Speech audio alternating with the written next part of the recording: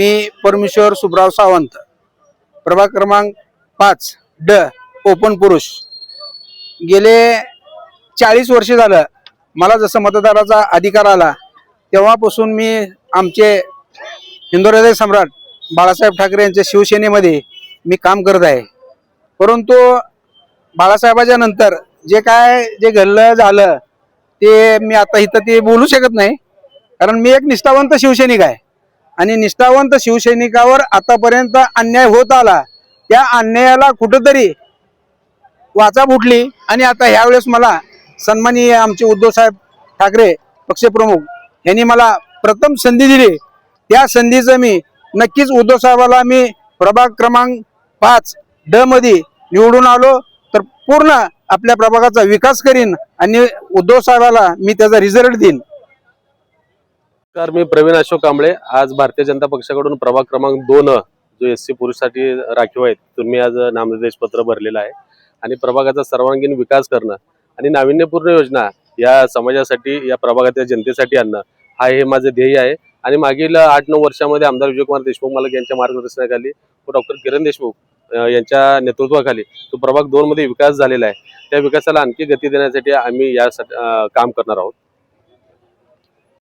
आज सोमवारच्या या शुभदिनी सोलापूरचे ग्रामदेवत सिद्धरामेश्वरांच्या नगरीत असेल, त्याचबरोबर मी ज्या प्रभागातून प्रभाग क्रमांक 5 ड मधून निवडणूक लढण्यासाठी मी इच्छुक आहे तो प्रभाग म्हणजे त्या गावचे ग्रामदेवत श्री खंडेरायाच्या चरणी आम्ही वंदन करून आज या ठिकाणी प्रभाग क्रमांक 5 मधून आम्ही या ठिकाणी अर्ज भरायला आलेला आहे आणि आम्ही सर्वसाधारण पुरुष मधून प्रभाग क्रमांक 5 ड मधून उमेदवारी अर्ज माझा दाखल केलेला आहे। त्याचबरोबर माझे सहकारी मंदाकिनीताई तोडकरी असतील, माझे सहकारी नागराज मेंबर क्षीरसागर असतील, त्याचबरोबर सुप्रिया कोलार असेल किंवा डोईपिडेताई असतील, या सर्वांनी आम्ही या ठिकाणी आज उमेदवारी अर्ज दाखल केलेला आहे। अधिकृत नाव अजून डिक्लेअर झालं नाही, कधीपर्यंत यादी येईल, काय विश्वास आहे तुम्हाला मिळेल?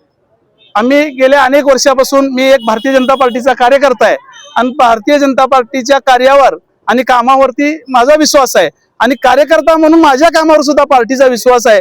जो काही पार्टी निर्णय देईल त्या ठिकाणी आम्ही पार्टी आम्हाला सांगितलं किंवा तुमची उमेदवारी नक्की झाली आहे तुम्हाला, तर त्या ठिकाणी आम्ही उमेदवारी करून आम्ही त्या ठिकाणी लढू। पार्टीने सांगितलं की नाही आपण दुसऱ्या उमेदवाराला दिलं तर त्या ठिकाणी त्याही पद्धतीने आमची तयारी राहील। आज प्रभाग 26 अ मधून एससी मला आरक्षण या ठिकाणी माझे सपत्नी रेश्मा रविकांत कांबळे यांचा आम्ही अर्ज भरलेला आहे।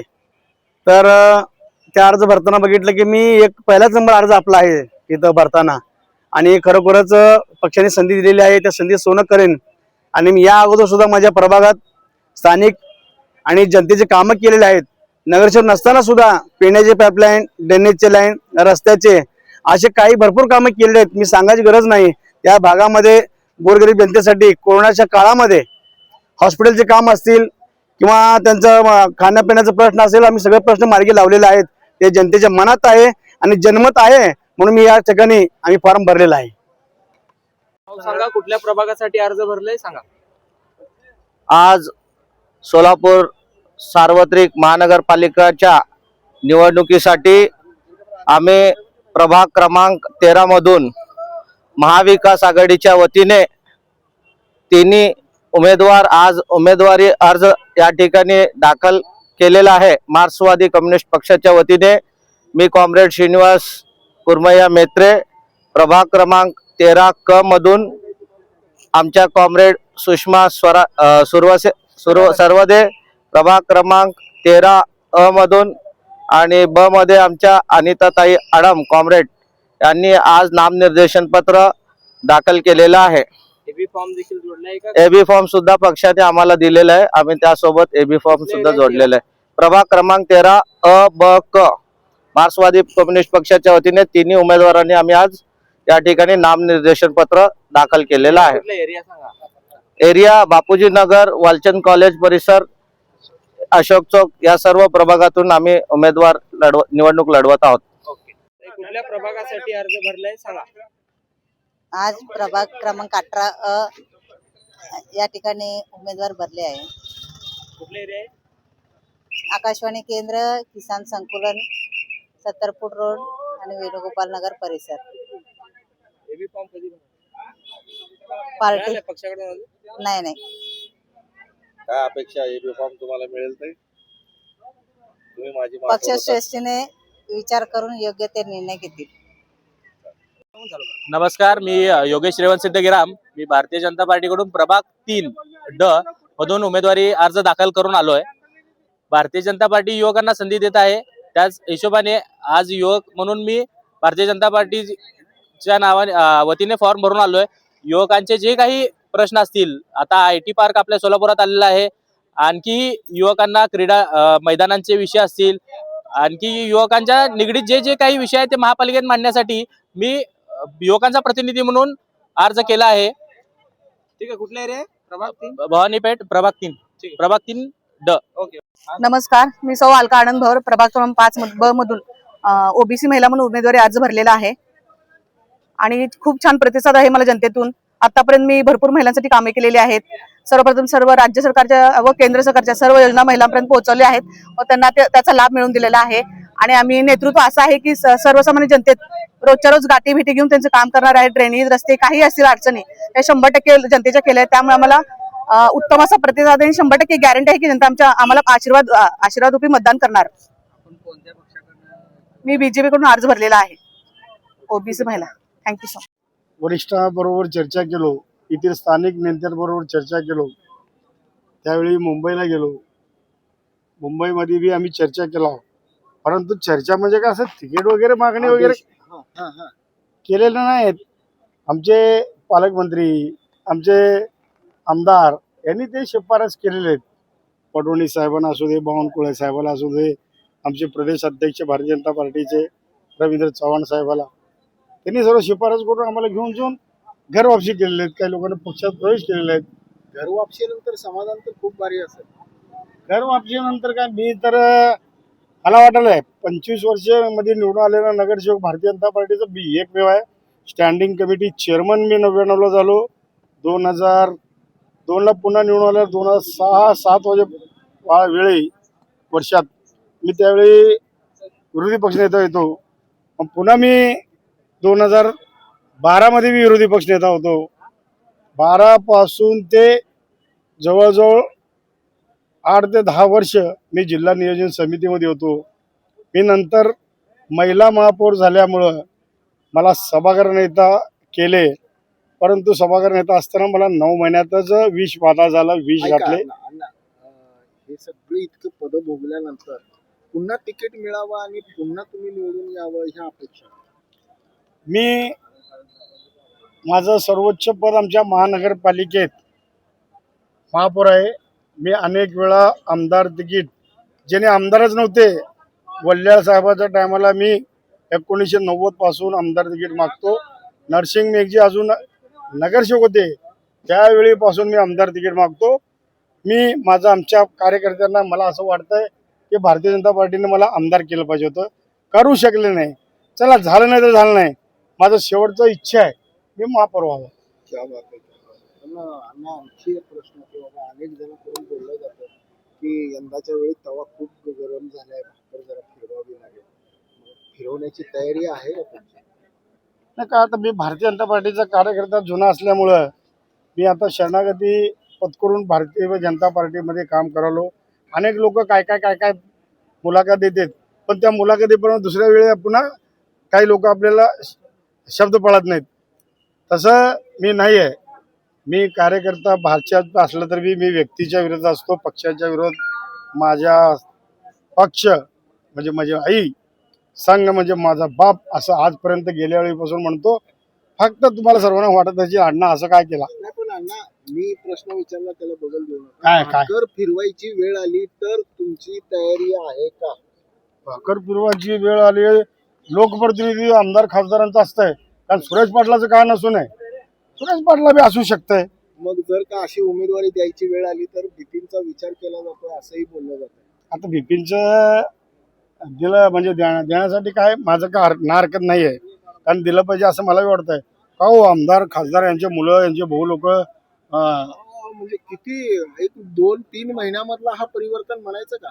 सर्वच परिवर्तन 1-2-3 महिने नाही, आजपर्यंत गेल्या 5 वर्षापासून 9 वर्षापासून अनेक लोक आहेत इथं. का मोदी साहेब काय म्हणते ते बिपिनला दिलं तर तुमची नाराजी नाही? बीएपीला दिलं तर बिलकुल नाराजी नाही, पण बाकीचे जे काही 3 आहेत ते आमच्या सगळ्या भारतीय जनता पार्टीच्या कार्यकर्त्यांना, जे जुने कार्यकर्ते आहेत त्याच्यासारख्या मिळालं पाहिजे. कुठं तर विधान परिषदमध्ये माजी आमदार आमचे परिचारक सभाकडनं, दीपक आबाकडनं जे काय आर्थिक व्यवहार करून ते लोक जर तिकीट मागत असेल तर ते बरोबर नाहीये. असल्या लोकांना उमेदवार देऊ नये असं आमची इच्छा आहे. अशा लोकांना काय तुमच्या भाषेमध्ये काय म्हणतात ते? नाही आता नको, कारण आता फडणवीस साहेबांचा आणि देवेंद्र चव्हाण साहेबांचा म्हणजे सुसंस्कारी पक्षामध्ये आता पुन्हा घरवापसी? नाही, मी सुसंस्कृत म्हणजे याच्यामध्ये 40 वर्षापासून काम करतो. आता सुसंस्कृत पक्षामधनं काम करत असताना काही मध्यंतरी दोस्त माझे थोडं वाईट भेटले, त्यामुळे मला थोडं वाईटपणा नाद लागला होता. म्हणजे यांना पक्षाने जर का उमेदवारी नाकारली तर बंडखोरीची पण भाषा नाहीये.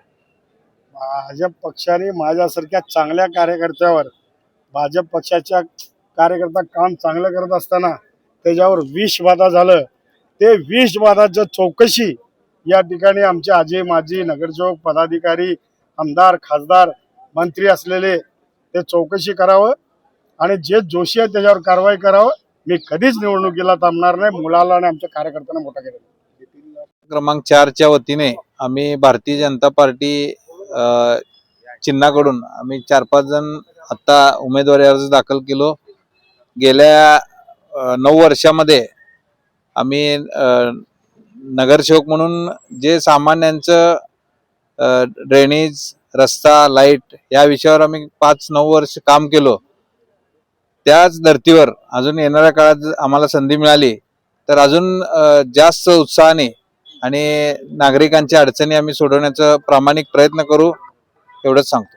अण्णा, ही निवडणूक चेहऱ्यावरती असणार आहे का कामावरती असणार आहे? ही निवडणूक कामावरतीच असणार आहे.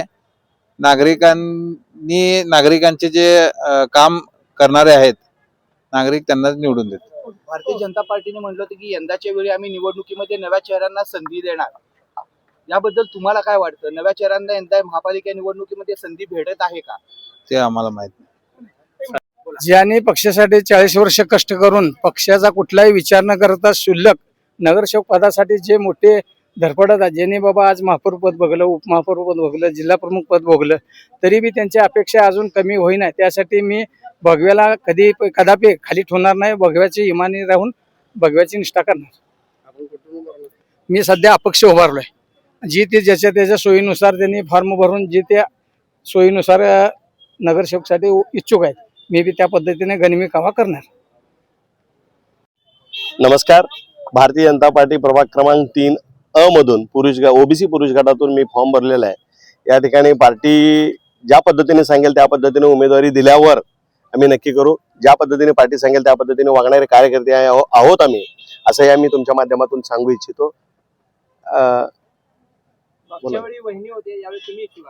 मी स्वतः भरलोय. ज्या 10 वर्षामध्ये ज्या नगरसेविका अंबिका पाटील यांच्या नेतृत्वाखाली आमच्या भागातून विकास केलाय, महिला असून एक चांगल्या पद्धतीने विकास करायचा प्रयत्न केलाय. आताच कोळीसाहेब म्हटले, बोलल्यावर जास्त काही होत असतं, त्या पद्धतीने सभागृहातून एक चांगला आवाज उठवून चांगल्या पद्धतीनं आणखीन या आमच्या भागातील नागरिकांची सोय करायचा 100% प्रयत्न करू. विशेष म्हणजे आमच्या भागातील सगळ्या माता भगिनी, व्हिडिओ बनणाऱ्या माता भगिनी आहेत, त्यांच्यासाठी लघु उद्योग काय एक चांगल्या वेगळ्या पद्धतीने करता येते का आम्ही नक्की पाहणार आहोत. कोळीसाहेब सांगितले की जे मैदान आहेत त्या मैदान चांगल्या पद्धतीनं माननीय आमदार विजयकुमार देशमुख मालक यांच्या नेतृत्वात एक विकास आणि दोन्ही मैदान एक चांगल्या पद्धतीनं करून दाखवायचा नक्की प्रयत्न करू. विशेष म्हणजे गेले 4 वर्ष झालं महानगरपालिकेमध्ये प्रशासक आहे. त्या प्रशासकामध्ये सुद्धा माननीय आमदार विजयकुमार देशमुख मालकांनी आम्हाला कोणालाही वाऱ्यावर न सोडता आमच्या भागामध्ये नगरसेवक असल्यासारखं आम्ही कंटिन्यू त्या लोकांच्या, नागरिकांच्या संपर्कात होतो आणि आताही काम करतोय. विशेष म्हणजे त्यांचा निधी ज्या ज्या ठिकाणी काही गरजा आहेत त्या सगळ्या कोट्यवधी रुपयाचा निधी प्रभाग क्रमांक 3 मध्ये एक चांगल्या पद्धतीने देऊन त्या ठिकाणी नक्की भारतीय जनता पार्टीचा कमळ उगवल्याशिवाय राहणार नाही. हो, आम्ही स्वतंत्र